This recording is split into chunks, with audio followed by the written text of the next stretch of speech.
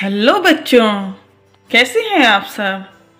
मैं सुचित्रा आज आपके लिए एक स्टोरी लेकर आई हूँ। स्टोरी का नाम है धूर्त भेड़िया और सारस। तो आइए शुरू करते हैं स्टोरी। एक बार की बात है, एक जंगल में आलसी भेड़िया रहता था।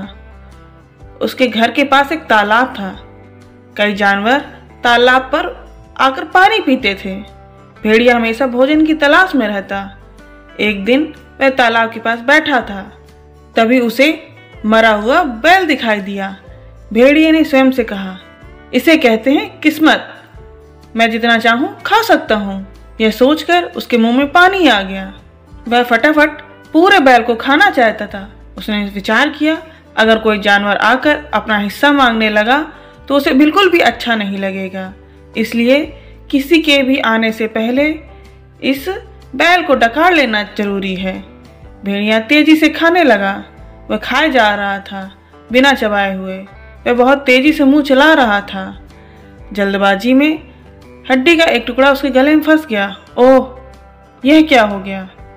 मेरा दम घुट रहा है, मुझे बेचैनी हो रही है। यह हड्डी तो बाहर ही भी नहीं निकल रही है। भेड़िया रोने लगा। वह खांसना चाहता था, लेकिन हड्डी की वजह से खांसने का प्रयास निरर्थक साबित हुआ। ओह, गले में दर्द हो रहा है, क्या करूं। भेड़िया को अचानक नदी के पास रहने वाले सारस की याद आ गई। वही सारस जिसकी लंबी चोंच सुराही के अंदर से भी खाना निकाल लेती है। भेड़िया सारस के पास पहुंचा और बड़ी विनम्रता से प्रार्थना करने लगा, मेरे प्रिय सारस, मेरे गले में एक हड्डी फंस गई है। यदि आप इसे अपनी लंबी चोंच से बाहर खींच लेंगे तो मैं आपका आभारी रहूंगा और आपको एक शानदार उपहार भी दूंगा। सारस को भेड़िए पर दया आ गई। उसने भेड़िए से अपना मुंह खोलने के लिए कहा। जैसे ही भेड़िए ने मुंह खोला, सारस ने अपनी चोंच उसके मुंह में डाली और हड्डी को बाहर निकाल दिया। हड्डी बाहर निकालते ही भेड़िया बोला, आह, अब जाकर राहत मिली।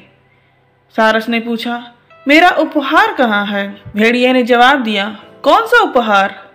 सारस ने नम्रता से कहा, आपने ही कहा था कि अगर मैं आपके गले से हड्डी को निकालूंगा तो आप मुझे एक उपहार देंगे।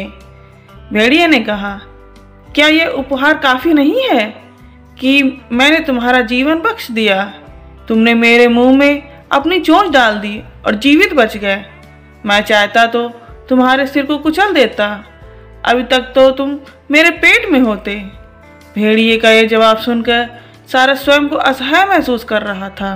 उसके पास भेड़िए को देने के लिए कोई जवाब नहीं था। उसने भविष्य में किसी भी ऐसे जानवर की मदद नहीं करने का निश्चय कर लिया। तो बच्चों, इस कहानी से हमें यह सीख मिलती है कि धूर्त लोगों की बातों में कभी नहीं आना चाहिए। उन्हें एहसान भुलाते देर नहीं लगती है। Thank you.